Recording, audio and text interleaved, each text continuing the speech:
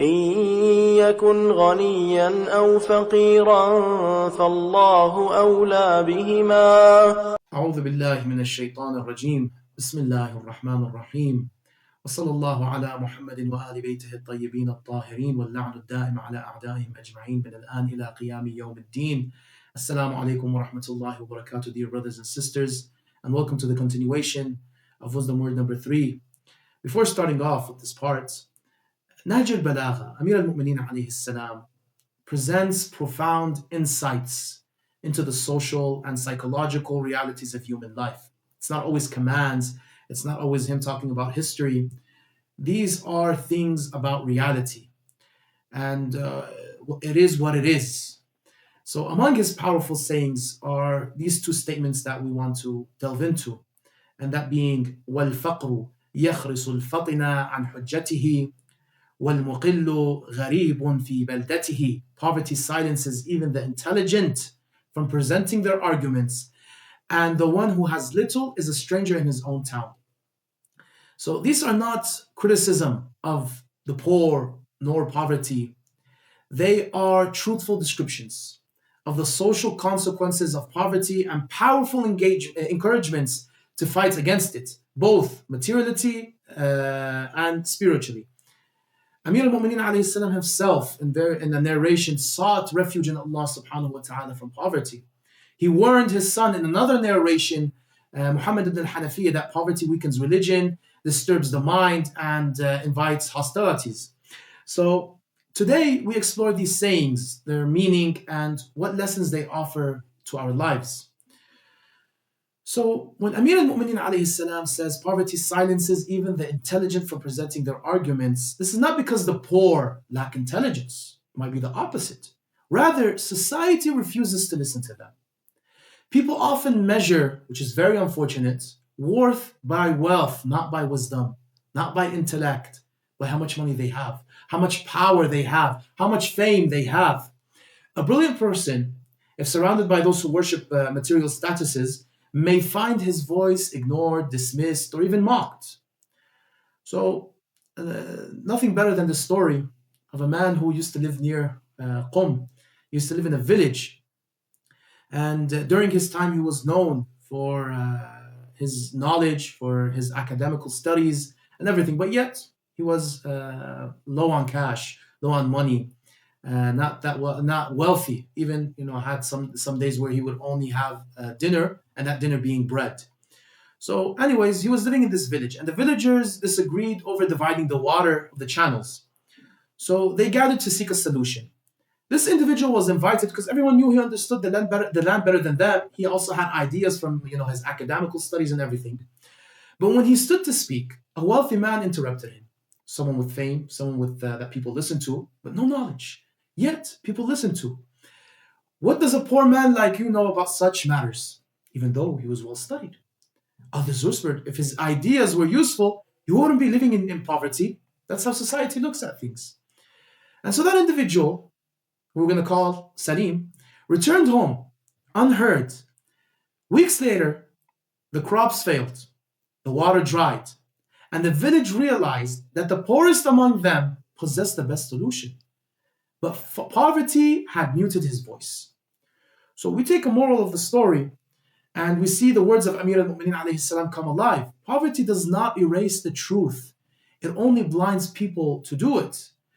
The lesson, we must judge people by merit, by their knowledge, not money, not wealth, not fame, and ensure those with knowledge, regardless of their status, are given space to speak. The second part, Amir al-Mu'mineen alayhi salam says, the one who has little is a stranger in his own town. This reflects a painful social reality. Poverty isolates, not physically, but emotionally, socially, and sometimes even spiritually. There's this one sheikh called Sheikh Mahmoud, and we know him personally. So he lived in the city of Qazwin. And Mahmoud was raised among, between his neighbors. He had childhood friends and everything, but he grew poor. And people knew him. Everyone would know him, of course. But at the end of the day, when his father fell ill, Mahmoud sought out help And individuals started saying, what benefit do we have from you? So he fell into severe sorrow. And Allah subhanahu wa ta'ala at the end of the day opened the doors for him. He was able to find some help outside of Qazwin. And his father, alhamdulillah, got well after, taking him to the hospital and taking him to examine his status.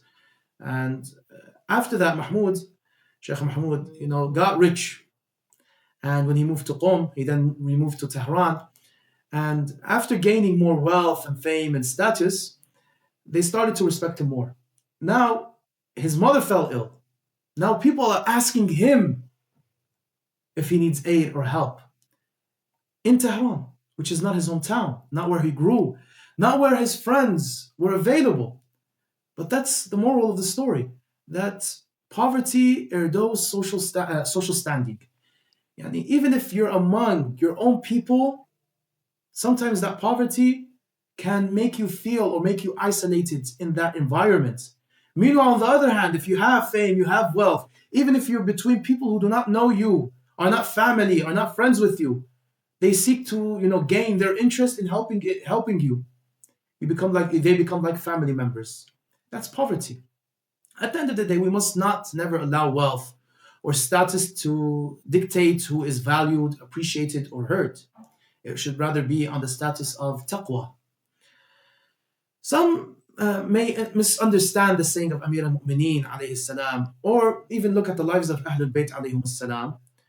I personally believe that some individuals look at the life of Ahlul Bayt wrongly and say that they never praised they never praised wealth, or they may, for example, be saying Salim Haydam Saha.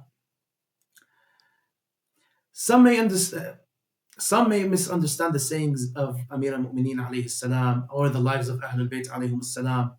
While they live simply, they never praised poverty. While, of course, some Imam alayhim salam had wealth, like Imam al-Rudha alayhi salam. Imam Baqir alayhi salam used to work and was considered to be wealthy. Even though they might have lived in some instances simply, but they never praised poverty. It's the opposites. In some situations, like how we mentioned before, the Amir al-Mu'mineen alayhi salam said, I seek refuge in Allah from poverty. Poverty diminishes religion, confuses the mind, and brings humiliation. And he considered financial ability a blessing. Among the greatest blessings is abundant wealth. Imam Sadiq alayhi salam, when a companion asked, he said that I'm wealthy. Is that a good thing or a bad thing? He says, what do you do with the money? He says, I give it to my fellow brethren in Iman and faith. I, for example, give my neighbors, I give my kin. He said that you're buying paradise with this wealth. So it's a balanced view. Islam teaches simplicity is good to some extent, of course. This also needs detail we will look upon, inshallah ta'ala, in the coming ethic episode.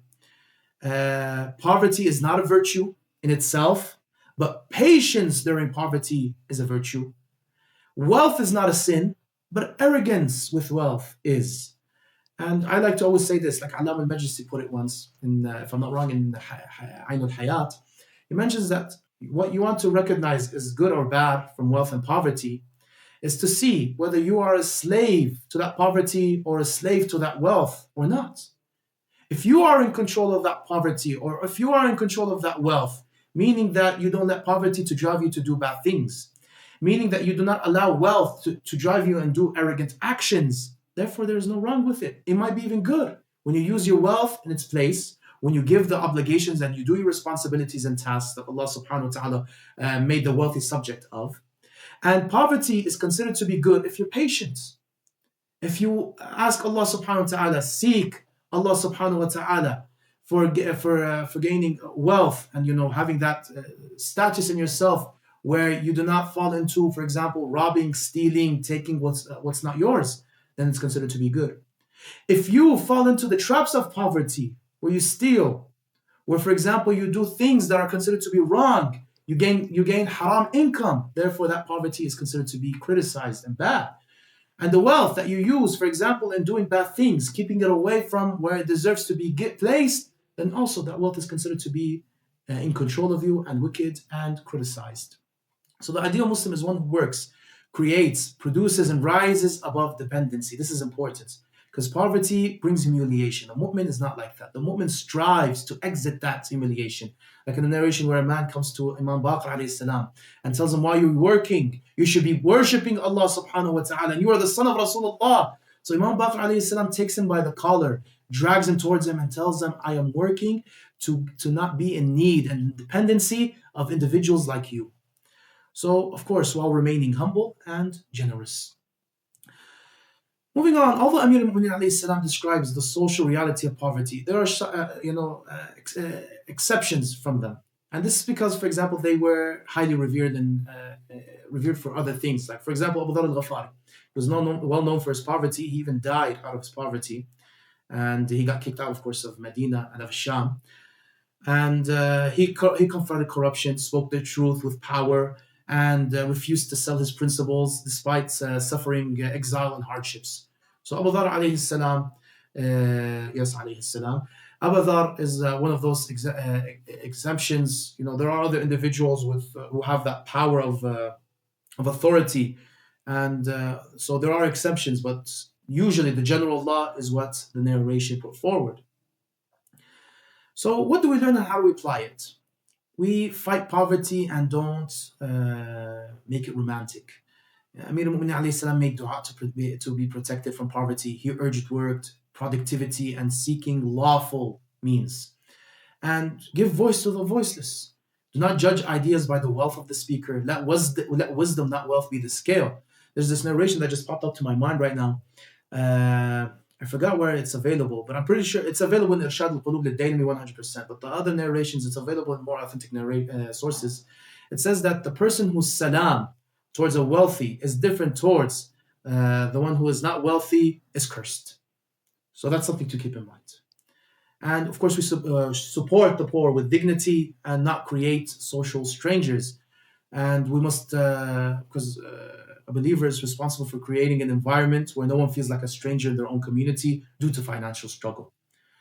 And we also must build self-respect and resist dependence. Islam teaches us a lifestyle of working hard, avoiding unnecessary requests from others, living simply to some extent, spending wisely, and protecting one's dignity. So Amir al-Mu'minin alayhi salam, in conclusion, does not blame the poor. He exposes the unjust system that traps them, imprisons them. His words are a wake-up call to society to treat the poor with dignity, to individuals to strive out of poverty, to communities to create environments where wisdom speaks louder than wealth. So poverty may silence the intelligence in the eyes of society, but in the eyes of Allah subhanahu wa ta'ala, the value of a person lies in their taqwa, not in their income. So we ask Allah subhanahu wa ta'ala to aid us in building communities where no intelligent voice is muted and no hardworking person feels like a stranger in their own home. هذا والسلام عليكم ورحمة الله وبركاته. فلا فتى فلا فتى فلا فتى فلا فتى إلا عليك.